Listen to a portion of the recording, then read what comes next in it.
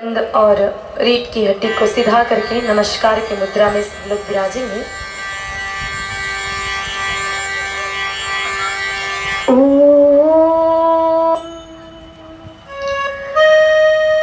गो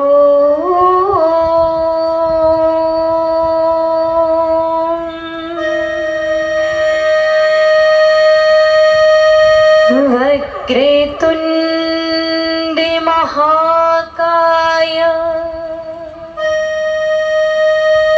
सूर्यकोटि समप्रभा निर्विघ्नं कुरु मे देव सर्वकार्येषु मंगलमांगल्ये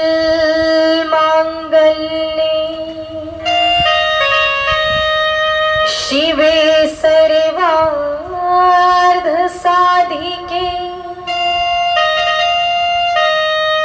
शरण्ये त्र्यंबके गौरी नारायणी नमोस्तुते। नमो गोभ्यः श्रीमत्सौरभेयेभ्य एव च। नमो ब्रह्मसुताभ्यश्च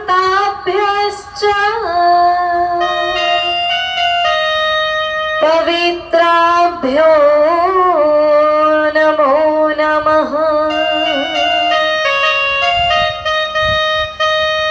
अतुलित बलधामं हेमशिलाभृदिगो माता जय गोपाल। जय गो माता जय गोपाल। जय गो माता जय गोपाल। जय गो माता जय गोपाल। जय गो माता जय गोपाल। जय गो माता जय गोपाल। जो खिल सके ना वो फूल हम हैं, जो खिल सके ना वो फूल हम हैं। तुम्हारे चरणों की धूल हम हैं। तुम्हारे चरणों की धूल हम हैं। चाहो तो तारो, चाहो तो मारो। चाहो तो तारो, चाहो तो मारो। जय गौ माता जय गोपाल। जय गो माता जय गोपाल। जय गौ माता जय गोपाल। जय गो माता जय गोपाल। जय गौ माता जय गोपाल। जय गो माता जय गोपाल। सब देवों की तुम हो माता, सब देवों की तुम हो माता। सारे जगत की भाग्य विधाता। सारे जगत की भाग्य विधाता। सब देवों की तुम हो माता, सब देवों की तुम हो माता। सारे जगत की भाग्य विधाता। सारे जगत की भाग्य विधाता। गोविंद चराए बन के गवार, गोविंद चरावे बन के गुआर। जय गौ माता जय गोपाल। जय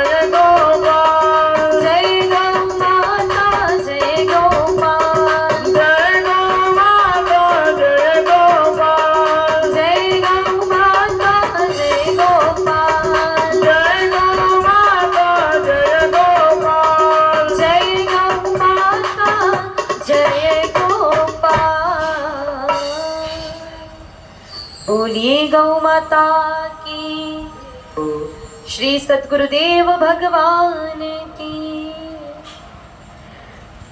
अरिचनीय, वंदनीय, पूजनीय, प्रतिपल प्रतिक्षण प्रतिश्वास में स्मरणीय, अध्यात्म जगत के सर्वश्रेष्ठ आसन पर आरूढ़ होकर के संपूर्ण विश्व को, सारे जगत को अपने ज्ञान रूपी प्रकाश से प्रकाशित करके अज्ञानता रूपी तिमिर का सदा सर्वदा के लिए नाश करने वाले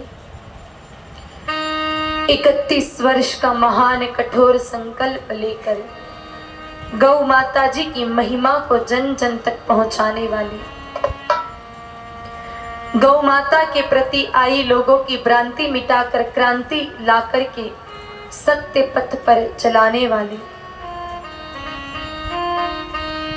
जिनका स्थान शास्त्रों ने भगवान से भी ऊपर माना है, जिनके उपदेशों का पालन करके सामान्य सा जीव भी आत्म तत्व का बोध प्राप्त कर लेता है, जिनकी आज्ञा का पालन करके, जिनके बताए हुए मार्गों का अनुसरण करके जीव शिव से मिल सकता है, ऐसे तत्वज्ञानी, वेद ज्ञानी, ब्रह्म ज्ञानी, आनंददाता सद्गुरुदेव भगवान के अनंत विभूषित आनंददायी श्री चरणों में मानसिक रूप से बारंबार दंडवत प्रणाम, नमन, वंदन। सर्वदेवमयी, सर्वतीर्थमयी, सर्व आनंदमयी, सर्व क्लेशहारिणी, सर्व रोग नाशिनी, सर्व संकट तारिणी, सर्व सुख प्रदायिनी, सर्व शुभकारिणी, सर्व अशुभ मान समस्त गौ माताएं, जिनके पवित्र तन में 33 कोटि देवी देवता निवास करके सारे संसार को आशीर्वाद देने की शक्ति को पाते हैं, जिनके चरणों में 68 करोड़ तीर्थ विराजमान होकर के अपने जीवन को धन्य धन्य समझते हैं, जिन गाय माता जी के श्रृंग शिखरों पर सारी धरती का भार है, जिनके मूत्र में भगवती गंगा जी की, जानवी जी की कल कल करती धार है, जिनके गोबर में माता रमा देवी लक्ष्मी जी का परम पवित्र आधार है, जिनकी कुकुद पर समस्त आकाश मंडल व्याप्त है, जिनके थनों में समुद्र तत्व का निवास है, जिनके रोम रोम में ऋषिगण निवास करते हैं, जो गाय माता हम सभी सनातनियों के जीवन जीने का आधार है, ऐसे विश्व वंदनीय आनंद कंद नंद नंदना की प्यारी राधे रानी की दुलारी जगत में विराजमान काम धेनु स्वरूपा, सुरभि स्वरूपा, बहुला स्वरूपा गौ माताओं के चरणों में प्रणाम। नीलमणेश्वर वृषभ भगवान, बेल भगवान, जिनके चित्र को अपनी ध्वजा पर अंकित करके शिव भोले बाबा सारे संसार के पापत्व को बिना समार, बिना पाप के संहार क्रम को समाप्त कर देते हैं, जिनके चरणों में धर्म, अर्थ, काम और मोक्ष निवास करते हैं, जो बेल भगवान हमारे भारतीय अर्थव्यवस्था की रीढ़ की हड्डी माने जाते हैं, ऐसे धर्मावतार बेल भगवान नंदी महाराज जी के चरणों में प्रणाम। व्यासपीठ पर विराजमान गौ परिक्रमा करके जगत में पूजनीय हुए गणाधिनायक गणपति भगवान, बाबा हनुमंत लाल, समस्त वेदों के सार को सरलतम भाषा महाराज और पतिव्रत धर्म का पालन करके जगत में पूजनीय हुई माँ तुलसी जी और प्रत्यक्ष अप्रत्यक्ष रूप से विराजमान समस्त देवी देवताओं के चरणों में प्रणाम। विराजित सभी प्रभु भक्त, हरि भक्त, गो भक्त, ईश्वर भक्त, भगवत चरणानुरागी, गौ चरणानुरागी, सत्संग प्रेमी सज्जनों, भक्तिमती शक्तिमती माताओं बहनों तथा उपस्थित सभी छोटे छोटे प्यारे प्यारे नन्हे मुन्ने बाल गोपालों के हृदय सिंहासन पर विराजमान प्रभु के चरणों में प्रणाम। धेनु टीवी के माध्यम से इस सत्संग रूपी यात्रा के साथ जुड़ने वाले समस्त गौ भक्तों को जय गौ माता, जय गोपाल। गौ माता की असीम आनंदमयी कृपा से उन्हीं की महिमा को श्रवण करने का अवसर हमें प्राप्त हो रहा है। आज कथा का 6वां दिन है। विगत 5 दिनों से हम गौ माता की प्रेममयी वात्सल्यमयी आनंदमयी कथा को बड़े भाव से श्रवण कर पा रहे हैं।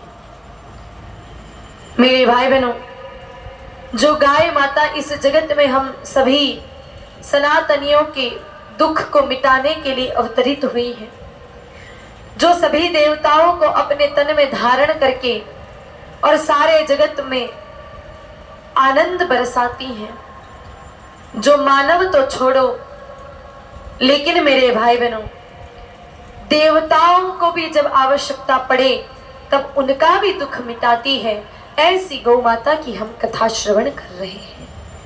और ये बात मेरे भाई बहनों बिल्कुल सत्य है।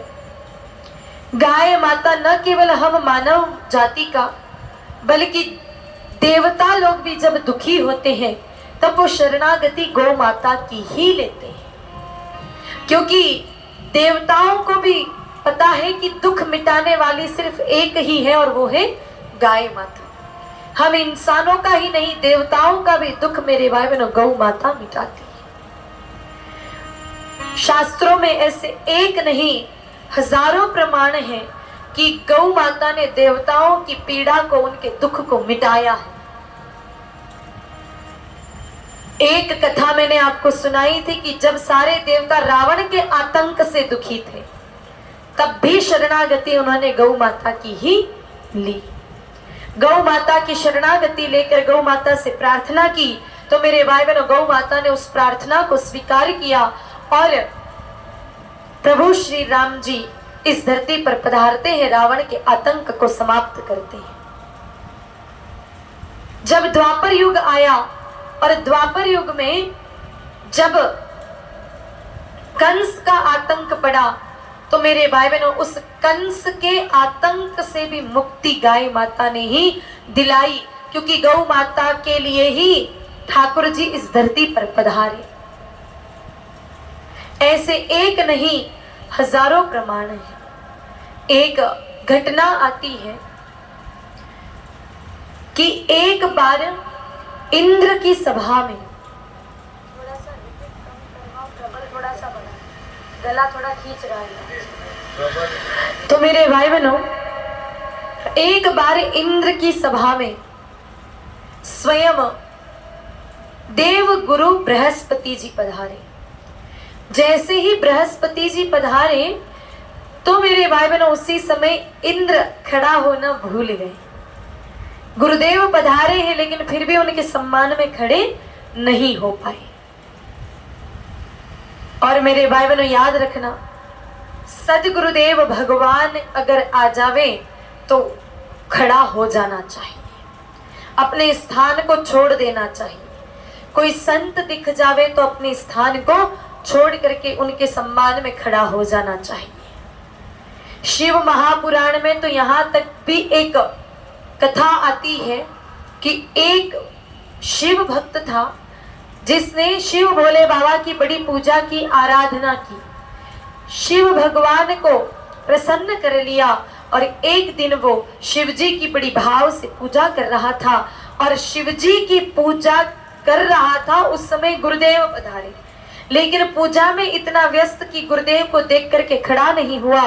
तो शिव जी को ऐसा क्रोध आया, शिव जी ने मेरे भाई बहनों अपना तीसरा नेत्र खोला और उस भक्त को ही जला करके भस्म कर दिया।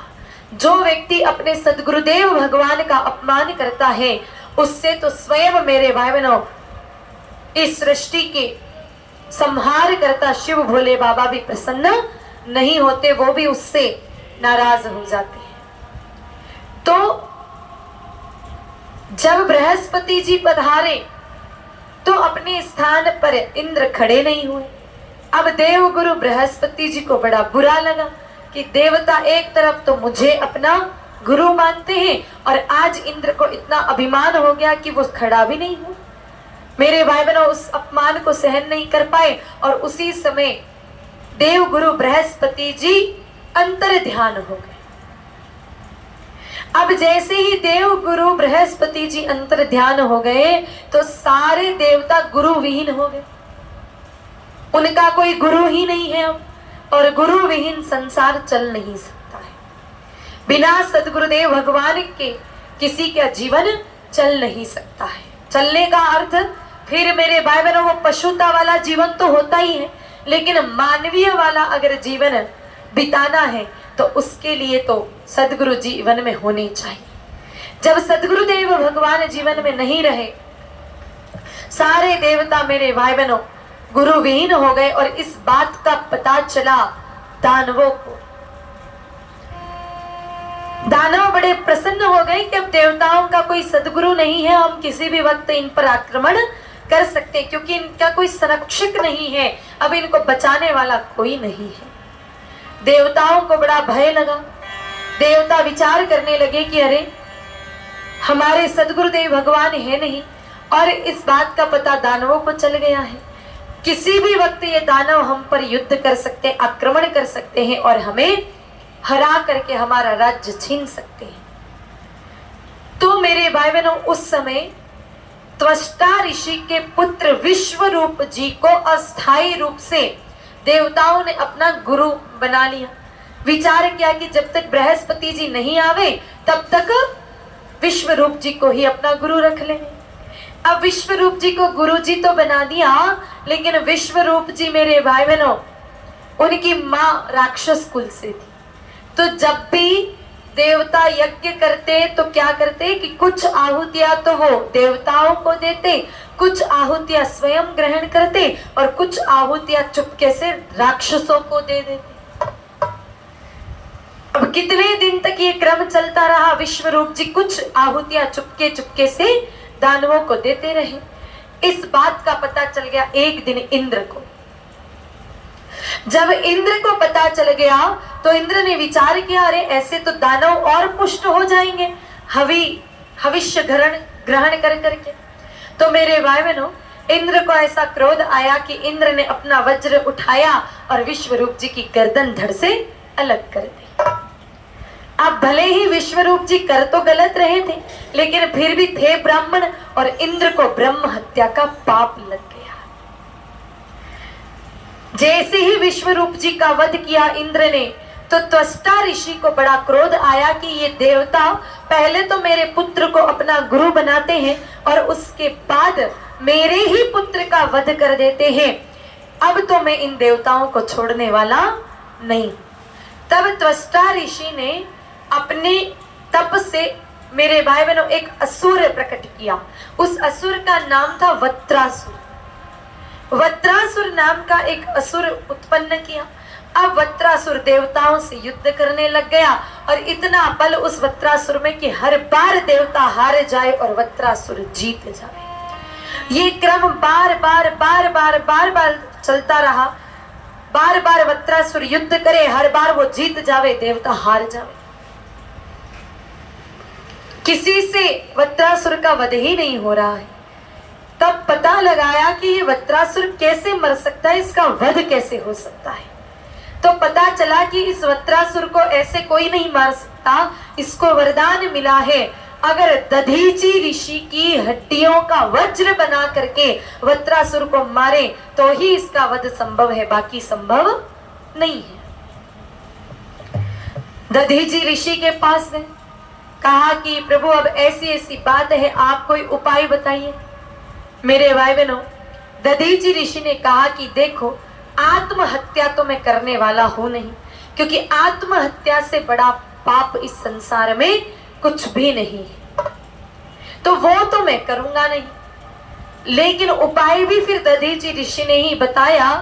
मेरे भाई बहनों दधीचि ऋषि ने समाधिस्थ अवस्था में अपने प्राणों को प्रभु में विलीन कर दिया और उसके बाद गौ माता को बुलाया। गाय माता ने दधीचि ऋषि की शरीर को चाट कर उनका चमड़ा और मांस अलग किया और उसके बाद जो हड्डियां निकली उस हड्डियों से मेरे भाई बहनों वज्र बना और उस वज्र से ही वत्रासुर का अंत हुआ।